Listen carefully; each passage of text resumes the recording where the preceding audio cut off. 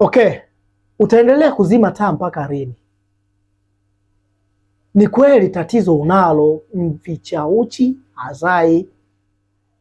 Leo hii unazima taa, ila hilo tatizo likigeuka kuwa saratani, sidhani kama utazima taa tena.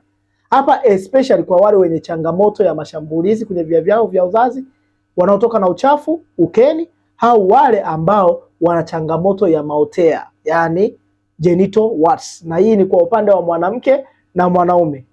Uzuri ni kwamba hili tatizo ukiliweka wazi linatibika na matibabu yake ni gharama nafuu, afu inakuchukua muda mchache ili tatizo linakuwa limeisha.